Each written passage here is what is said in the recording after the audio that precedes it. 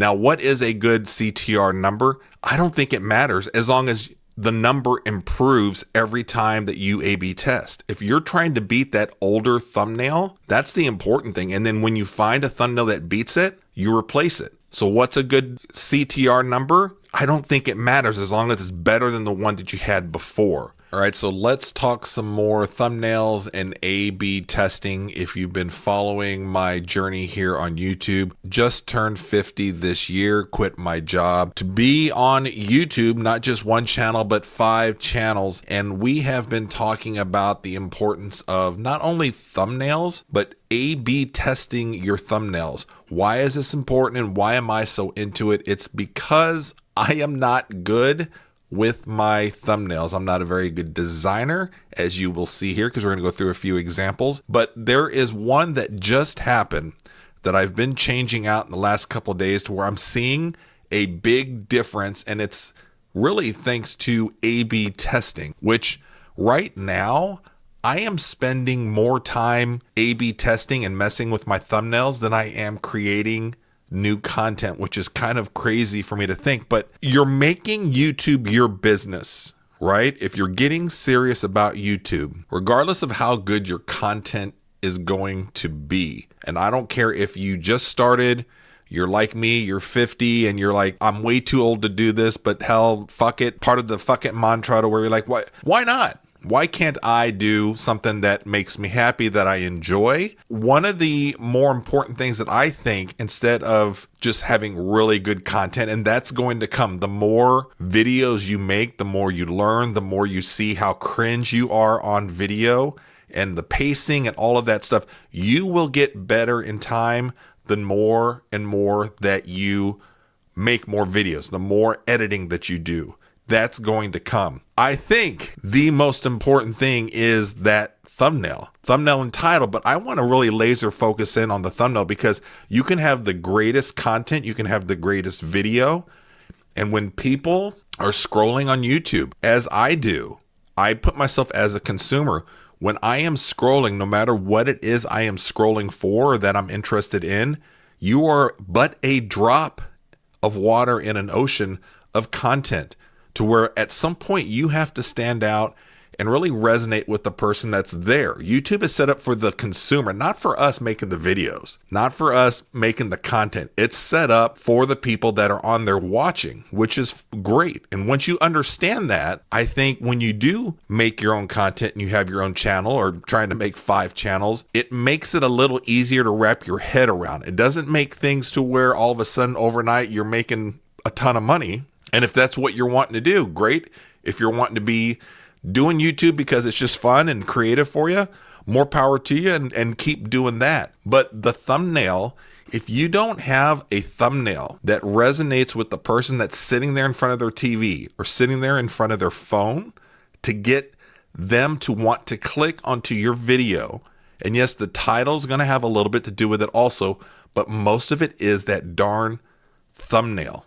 And if you're not good like me, A/B testing is super important because it forces you to make a game of it. You make that initial thumbnail for your video. You do the best that you can. You hack, whether it's Photoshop or whatever, Microsoft Paint, whatever program you're using to make your thumbnail, and you set it up there when you upload with your video and you let it go. And then you're like, man, my video's not taking off. My video's not getting any views or anything. And that's okay. The thing that you want to start taking a look at is the stats on your CTR, your click-through rate. So what I want to do is pull up we are using StreamYard. So those of you that are following my YouTube journey, I did end up paying for the full year of StreamYard, and that's a whole nother video, the StreamYard thing. But it allows us to do things like this to where on the fly, I can do a lot of this video and show you guys how this stuff works, the interviewing people, all that stuff is good stuff with StreamYard. So anyways, so we are on my TSP DIY channel. So it's my DIY channel that I have within my grouping of channels that I am really into. And I want to focus in on the latest video that I did, which is my buddy Ryan has his own little farm. He moved from the suburbs 6 years ago, and bought 5 acres of land. Literally, there was nothing there. but blades of grass. He's built his own house, his own barn, his own lake, fruit trees. He's getting into gardening next year. And he had told me earlier that he was like, Brian, I'm getting into chickens. I'm going to make myself a chicken run, a chicken coop, and have chickens and have all the eggs that I could possibly want. I'm like, that sounds awesome. He just got most of it done and completed. I went out to go check it out earlier this week. And I was like, this would be a great opportunity for me to do some video because the content's going to be great. The content's really fun. Watching somebody that has started from scratch, everything from scratch, and is getting into chickens. And it was absolutely just blew my mind that he has the knowledge, the skill set to build this stuff. When I was shooting the video and then later on when I was doing the editing, it got down to, I've got a good video. It's one of my best videos yet. I remember telling my wife, I was like, you know what? I think this is my best video yet. This is kind of like what I want to do with the DIY channel. And then it got to, well, I got to make a thumbnail for it. And I struggled. I struggled so much with that thumbnail. So right now, what you're seeing is the thumbnail that is the latest one that's out there that is currently being A/B tested among the very first one. Okay, let's go into YouTube Studio. And so if you're a creator on YouTube, your best friend is YouTube Studio. We're going to go over to content, left-hand side. And here's my video. So we're going to go down to the details. Okay. So where we're going to see the thumbnail and the A/B testing is going to be right under here, right underneath the description. My problem when I posted that video and I took a look at the CTR for it, the click-through rate, it was at 0.9% when I took a look. I was like, man, I was getting impressions, but I was not getting anybody clicking on it. And absolutely I put together a little graphic for you. Okay. This is going to be the thumbnails that I've been working on, progression to the point to where we're at now, but we'll get to that here real soon. So we're going to go down here to thumbnail. Okay. And you see the 3 dots for your options. Okay. We're going to view the test report and you can view it as it's running. Okay. So right now you can see the 3 thumbnails that I am testing out. And we are getting some data here on the right hand side. So right now looks like there's 11 days left. And of the 3 thumbnails that I have up there that are A/B testing, so YouTube is sending this video out to various groupings of people that it thinks wants to watch a chicken coop and run video.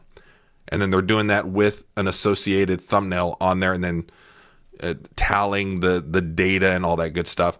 So my very first thumbnail, one of the 3 thumbnails you're going to see that I started with, is up here. This is the best of the 3 that I initially started with. And it was getting me 0.9%. Okay? So I was like, it's a good video. I've got to do a better job with my thumbnail to get that number cranked up. Now, what is a good CTR number? I don't think it matters as long as the number improves every time that you A/B test. If you're trying to beat that older thumbnail, that's the important thing. And then when you find a thumbnail that beats it, you replace it. So what's a good CTR number? I don't think it matters as long as it's better than the one that you had before. Now, watch time share here is not necessarily, it's kind of the click-through rate, but what it's doing, it's taking into account people clicking and how long they're watching your video. If we read here what watch time share is, why is watch time share used? Great thumbnails don't just get viewers to click, they also help viewers understand what the video is about so they can make an informed decision of what to watch. How the A/B testing is working right now is this thumbnail number 2 on my redesigned thumbnail is currently leading the original thumbnail, the best of the 3 of my original thumbnails. And again, I will show you all of them and why my CTR was so low. But the new version that is currently competing against the best of the older thumbnails is leading 35% to 33%. That's a slim margin, but we have 11 days left to gather some more data. Okay. But I do think that just looking at it kind of pulling back and not getting personal about just whether I think it's good or not. It's relevant, but it's irrelevant, right? It depends on what the viewers are going to resonate with. I can kind of tell if it's a good one or a bad one, and usually I'm like, oh my god, all my thumbnails suck, they're all bad. These numbers don't lie, so you just have to go with the objective numbers that they're going to give you. So right now, thumbnail number 2 is leading, and if all things were to kind of stay the same, once this test runs its course, you will have the option of picking whichever one based off the data, or YouTube will default to whichever one had the higher number, the more successful thumbnail, it'll default to that thumbnail. So if you kind of forget about your testing, not a big deal. YouTube will automatically switch it to the highest rated thumbnail that it gets, if that makes sense. Okay, let's take a look at the stats. Okay, so we're going to go over to analytics, and then we're going to go over to reach, impressions, click-through rate. So impressions, click-through rate. So this particular video was sent out and was seen in some form or fashion 8,000 times, 8.1 thousand times. It ended up on a screen somewhere 8,000 times, which is pretty good for a channel that just kind of started out 2 or 3 months ago, where I'm starting from scratch. People don't know me in the DIY sphere. They don't know who I am. Every little bit, I can't compare myself to anybody else that's out there other than myself, and just trying to be a better creator going forward. So I'm not going to compare myself to any of the creators that I watch in photography, and whether it's gardening, if it's DIY, whatever all that stuff is. And that's good to get inspiration from. And from time to time, it's good to get out of your sphere of influence and to kind of look at the bigger picture. I'm all about that as well.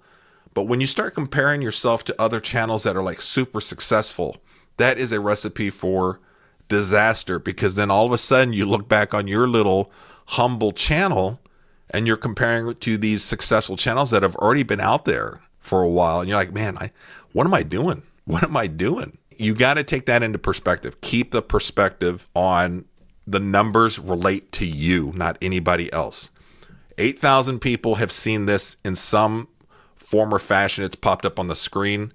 My click-through rate right now is 2.2%, but that's cumulative. But if you see the graph, you see when we first started that very first day, 0.9%. That's awful. And so I'm like, it's the video is better. What am I doing to that video? So that really got me going into, hey, I need to log in some hours. A couple nights ago, I got Photoshop up. I'm just hunched over my desk here, Photoshopping, doing the best I can, hacking away at Photoshop. It's fun, but it's not fun, if you know what I mean. It's tiring. You get kind of sick of trying to do something that in your head you're trying to do, but you can't translate because you don't have the skills. You don't have the skill set. And I'm not an artist. I'm not that type of graphic artist. So that's another thing going against you. Right now, we're at 2.2%. Okay. But after that first day, that click-through rate was 0.9. After I made the changes to the thumbnails to where I made a couple better ones and then I started the A/B test over again. The end of that second day, I was at 2.4%. Again, don't get caught up on, well, is 2.4% good, bad?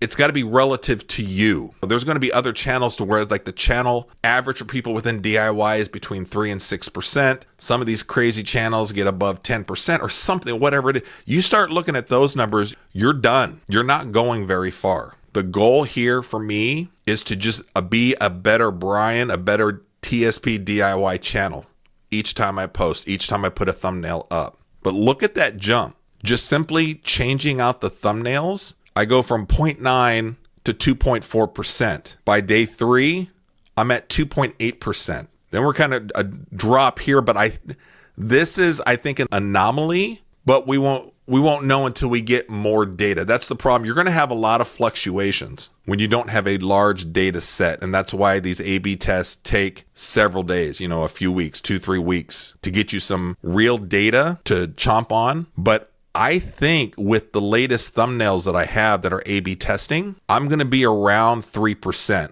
compared to when I first was at 0.9%. Let's take a look at the thumbnails in question that we're talking about, and you can kind of see why. And I tried initially to create some thumbnails that are all very different. Aren't necessarily my style, but I was just kind of messing around. Now looking back and I'm like, oh, what was I thinking? And you can probably just kind of tell, whether it's good or bad, we do the best we can. But the first three that got me the 0.9%. Now within that 0.9%, that's cumulatively of the three that I was testing. There might be one that was higher than 0.9 and one dragging it down. The one that was shown to be slightly better was the very first one here that says eggs every morning, real DIY build. It's got my buddy Ryan, got a couple chickens there, and then you can kind of see the coop and the run in the background. And then when I started looking at these, I was like, okay, I have issues with all three of them. I wasn't happy when I got done, but I had to just get done, because if I get to the point to where I'm trying to create perfection with thumbnails or my videos, I'll never upload or post anything. So I try to do about 80% of the best job that I can, and then I'm done. I got to get it up there. And then at some point when I've taken a step back, had some time to kind of refresh, look at it, maybe with a different set of eyes or something, I can come back and create something a little bit better. I can actively look and say, well, I'm not crazy about this, that. On that very first one down here, I've got eggs every morning, real DIY build. I've got the big text. When that thumbnail comes up, you know what this is going to be kind of about. Eggs every morning. So it creates some kind of an emotional thing. Well, eggs every morning, so somebody's going to want to click this. The video isn't all about just getting eggs every morning. Is this guy really getting eggs every morning? I mean, that's something that maybe it lures some people in, but the whole contract I'm making with the viewer with this thumbnail isn't about really the eggs. Eggs were part of it, but it was more of the DIY tour of the run and the coop of the chickens, and then asking Ryan some basic questions about keeping chickens. I'm thinking, I'm not sure that the title there is really telling people what this is about or getting them ready and prepared to watch the video, because if they're going in and then they feel like it's a bait and switch or they've been lied to or it's not really about that, I'm going to lose people at the beginning of the video. The second one was based off of Ryan talking about the chickens being his best friends. His rooster is he loves these chickens. And so I went from an angle of a chicken coop and run built on love and tried to be a little different about it. I wanted something different from that first one. Again, this is going to be the batch of 3 that I initially started with. Not crazy about that one now that I'm looking at it, but I tried something different. I don't know what viewers are going to like, but I tried something different, and I was like, that's why I'm A/B testing. That third one, eggs every morning, I stayed with the same kind of text tag on the thumbnail. There's different strategies that you can use for your text, but I went with the picture of Ryan with his chicken, and he's harvesting the eggs for the morning. So I thought the thumbnail and the text went together about talking about the eggs. But again, it's not like, it's kind of hard to tell, especially on a phone, like in the thumbnail, like what's going on here. Is that a chicken he's touching? I guess. I have the benefit of knowing what the thumbnail's about. I did the video, so when I see this, like, oh, it's clear. But when I was showing my wife and my youngest son basically told me I wouldn't click on any one of these. And it's not a gut punch or anything, but it's something I'm like, okay, all right. Now, is he my ideal target audience? No. But it forced me to really go back the next day and spend some time on the thumbnails, because I knew I could do a lot better. So when you're looking at this third one, I was like, it's kind of hard to see, especially on a phone. Let's just regroup the next day. So that's essentially what I did. So on the next day, I took another angle from the coop, but with all the chickens inside the run. And then I used that as my base photo. I love the photo of Ryan and his rooster close up with him holding it. I think that's a winner. How to design it and put it all together, I still don't know, but this is the best that I can do. And then I was like, I want to go something different with the text. Something that's a little more straightforward, that you guys know when you're seeing this, you know that this is going to be a chicken coop and run tour. And so I went with that, with bold text, something that pops. And I think I got the feedback from the stats that I've wanted to see. So we go from that day one of 0.9% all the way up to cumulatively by the end of day 3, 2.2%. So I'm definitely seeing a change in the CTR. More people are deciding to click on that than they did before. And that's all I can ask of myself. Is it still a great thumbnail? It's better, I think. But time will tell once the A/B test kind of goes through and runs its course. I ended that first test a little prematurely, but I knew already that the thumbnails that I had to start with were kind of subpar. But just in case, I'm going to A/B test against the best of those 3. So that is my current, if you guys see the thumbnails here. So as we go back to our video analytics, I'll be curious to see as time goes on if we're continuing to get more impressions, and I can only hope that YouTube is going to find something about this video that they're like, hey, a certain kind of demographic is liking this. So it may take a few days, it may take a few weeks. So you just don't know right off the top of the bat. You do need a longer period of time. But what I am curious on right now, and I'm going to let this current A/B test go on to find out, okay, at the end of, 11 days, 21 hours left, which one of these 3 is my better performing thumbnail? Once I determine that, and hopefully those numbers are going to be significant, there's going to be a significant difference. If not, I'll be kind of bummed, but I'm hoping that it's going to be one of the 2 new versions that I had. And the background image for each one is I just swapped. One showed the coupe a little bit more from the outside, back, and then the other one, and that one is the one that is leading right now at 35%. With the text title of Coupe Run and Tour. Oh, and then my original one is at 33%, and then the version B of the latest with just a picture of the chickens in the run is in third right now at 31%.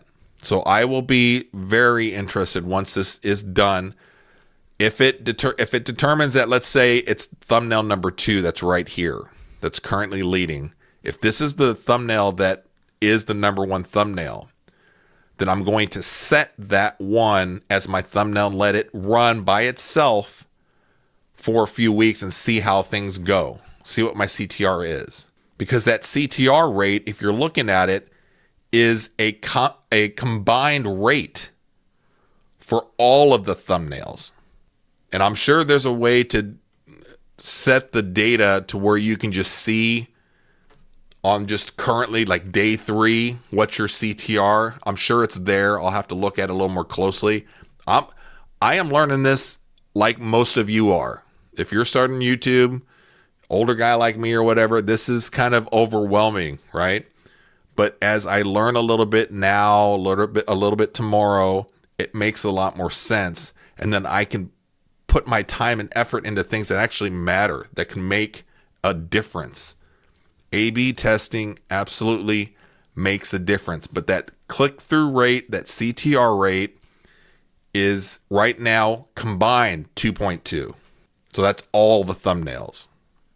So there may be one that's getting much better numbers, but I won't know those until this is all done. So I'll be curious to get that back to you guys, but I just wanted to touch on this today because we just had the episode on A/B testing.